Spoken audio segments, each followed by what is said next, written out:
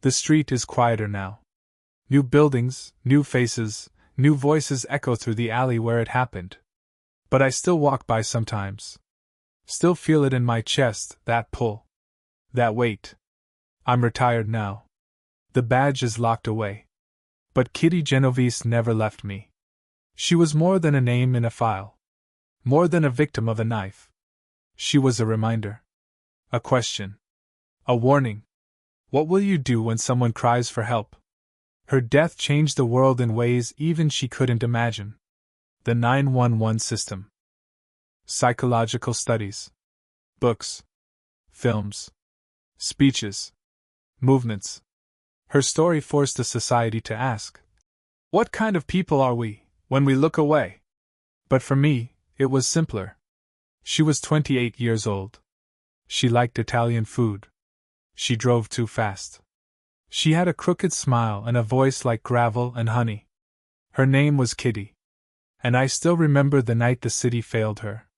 Not because of what she did, but because of what we didn't. They say the city never sleeps, but that night, Queens felt dead quiet. March 13, 1964. I remember the date like I remember my first scar. I was just finishing paperwork, drowning in black coffee and a stale cigarette when the phone rang. It was 3:28 a.m. A woman had been attacked outside the Kew Gardens apartment complex. Stabbed. Left to die on the pavement. Nothing unusual for a cop in New York City, except for one detail. She screamed for nearly half an hour, the dispatcher said. No one helped. I slid on my coat, badge in one pocket, Colt Detective Special in the other.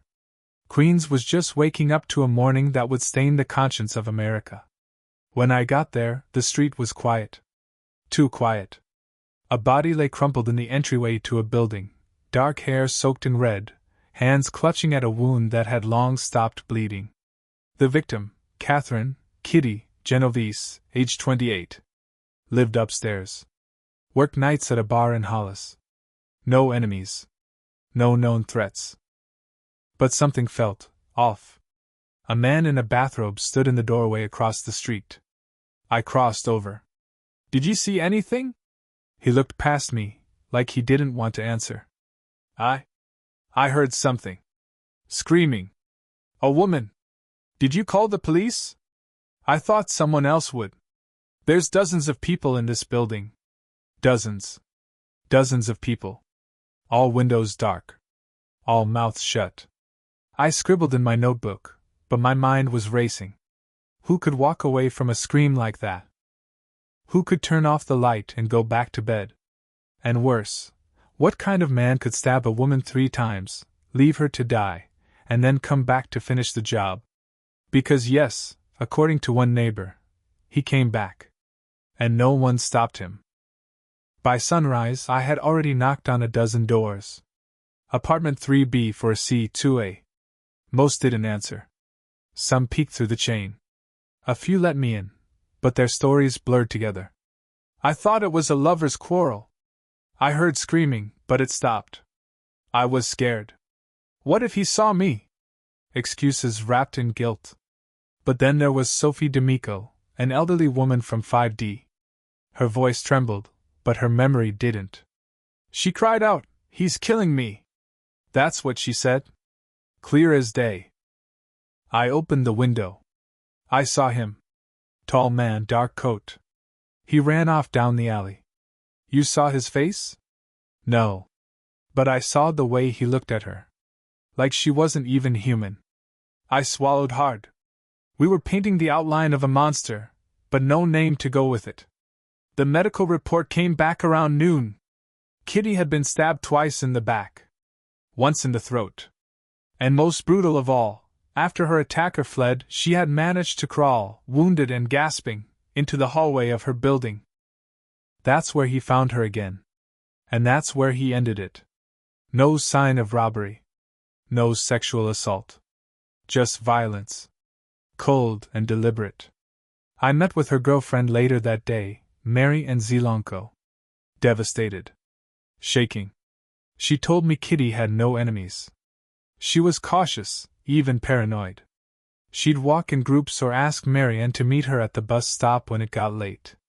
But last night, she came alone. She said she was 5 minutes from home. Marianne whispered. She said I'll be fine. And she might have been, if the man hadn't come back. If someone had opened their door. If anyone had cared enough to act. 38 witnesses.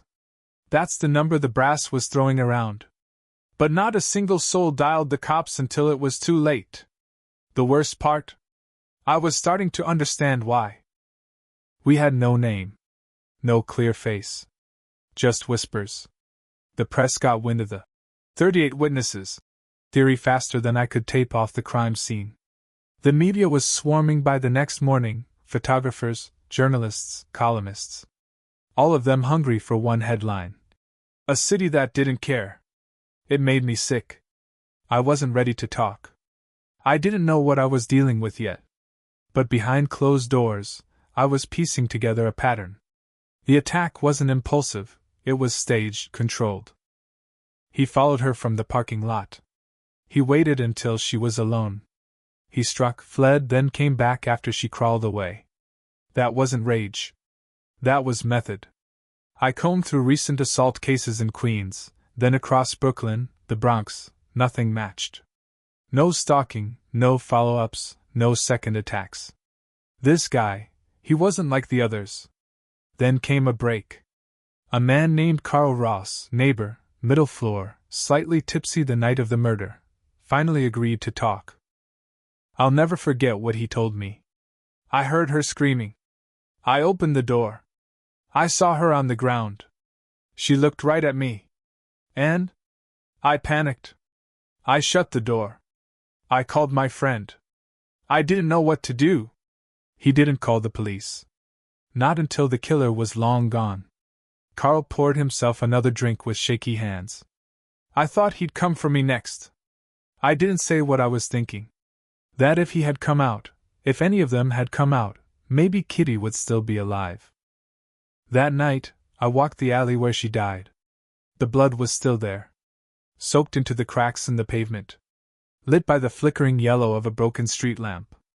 And then I saw something. A man. Watching from the shadows between two buildings. He stood for a second too long. Then vanished. I chased him. Fast. Boots slapping the pavement, heart pounding like war drums in my ears.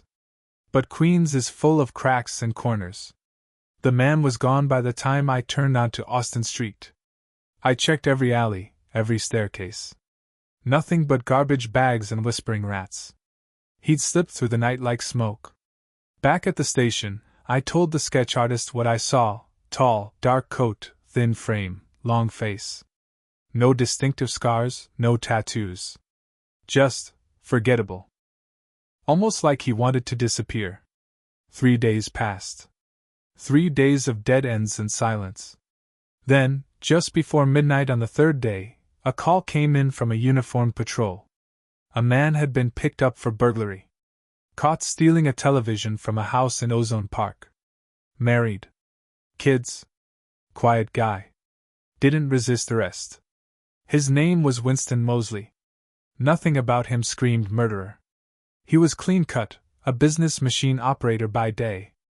But then they found the contents of his car. A screwdriver. Gloves. A hunting knife. A flashlight. Rolls of duct tape. We brought him in. At first, he said nothing. Then, during the second interview, unprompted, he said, "I have another car. You might want to check it." My blood ran cold. He gave the address. We sent a squad. Inside the second car, they found women's purses. Jewelry. Driver's licenses. Some belonged to missing women. That's when I knew. Winston Moseley wasn't just a burglar. He was a predator. And I was about to hear a confession that would freeze the marrow in my bones. We sat across from each other. I stared at Winston Moseley like he was an unfinished puzzle missing just one jagged piece. And then, he opened his mouth. "I didn't know her name. I just saw her." His voice was calm. Too calm. He told me he had left his wife and kids sleeping at home. Drove around Queens looking for a woman. Any woman. Not out of anger.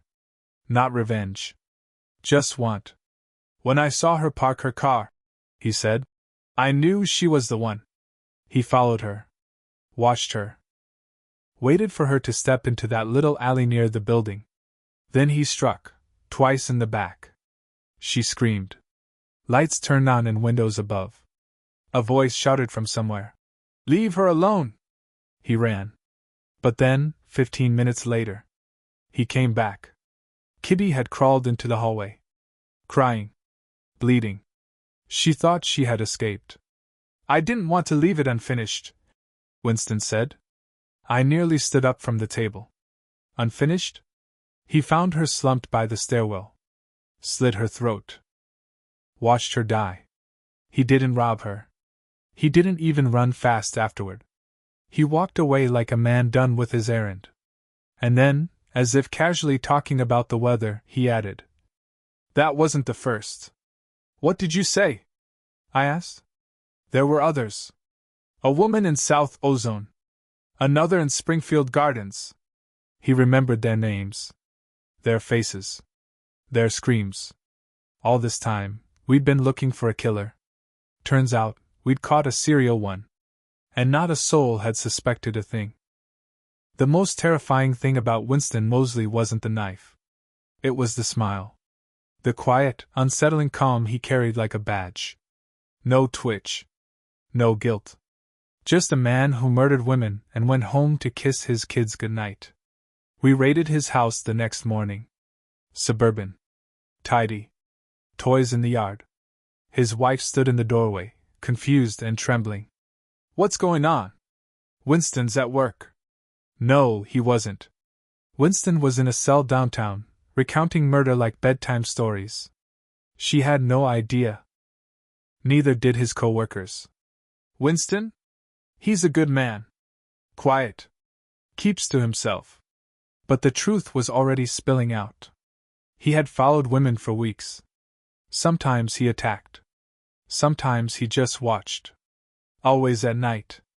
Always with the same method. He confessed to murdering Annie Mae Johnson, a 24-year-old shot and burned in her apartment just 2 weeks before Kitty. Then Barbara Kralik, stabbed in her own bed. We thought she died during a break-in. We were wrong. Moseley had been watching all of them. Memorizing routines. He called it studying. And he wasn't just killing. He was experimenting. I wanted to see how long it would take. He told me deadpan. How long before someone helped? Those 38 witnesses? To him, they weren't a tragedy. They were data points. I left the room sick to my stomach. We had caught him. Yes. But how many others were still out there, wearing their family man masks, walking through the same neighborhoods, watching from the same shadows? And how many more would suffer in silence? The story exploded. 37 who saw murder didn't call the police. That was the headline. Bold. Brutal. And painfully simplified. Overnight, Kitty Genovese became a symbol, not just of violence, but of urban apathy. Talk shows debated it. Psychologists wrote essays. Newspapers across the globe asked the same question. How could so many do so little? I knew it wasn't the full picture. Some neighbors had called friends. One had shouted. Another had tried to reach the operator but got stuck in a queue. This was the 60s, number 911, no smartphones, no speed dial. But the damage was done. The city turned on itself. Kew Gardens became a scar on the conscience of America. The police were blamed. The people were blamed. Even Kitty herself. Why did she walk home alone? Why didn't she scream louder? It made me furious. She screamed enough. Winston Moseley was indicted on March 25th. The courtroom was packed. He pled not guilty by reason of insanity. His defense tried to paint him as a man broken by childhood trauma and delusion. But the jury saw him clearly. Guilty. First-degree murder. The judge ordered the electric chair. Justice was served. Or so we thought. Because less than 2 years later, Winston Moseley escaped. It was May 1968. I was off duty, halfway through a coffee and a crossword, when the call came in. Moseley's out. I thought it was a joke. A cruel one. But it was real. He'd been transferred to a hospital for minor surgery. Overpowered a guard. Stole his uniform. Walked out the front door with a stolen gun and a calm stride. Like he'd done it before. Panic rippled through the city. The man who'd stabbed Kitty Genovese, the face of callous evil, was loose again. This time, the public wasn't apathetic. No, they were terrified. He didn't go far. Just hours after his escape, Moseley broke into a nearby home, held a woman hostage, and, true to form, assaulted her while her children cried in the next room. Then he took her car and vanished again. For 3 days, the city locked its doors. 3 long, heart-pounding days. But finally, in a small town in upstate New York, a local patrol officer noticed something off about a man sleeping in a car. A plate check. A quiet approach. A flash of steel. They had him. Again. This time, no mercy. No leniency. Moseley was sent back to prison, this time, maximum security. But the damage was done. Not just to the victims, but to a nation's sense of safety. He had escaped. And in those 3 days, everyone remembered what it felt like to live in fear. Some never stopped. Years passed. The headlines faded. New stories took their place. New monsters. New tragedies. But for those of us who were there, who lived it, the street never sounded the same. I stayed in Queens. Couldn't leave, somehow. Every time I walked past the building where Kitty died, I felt it. The silence.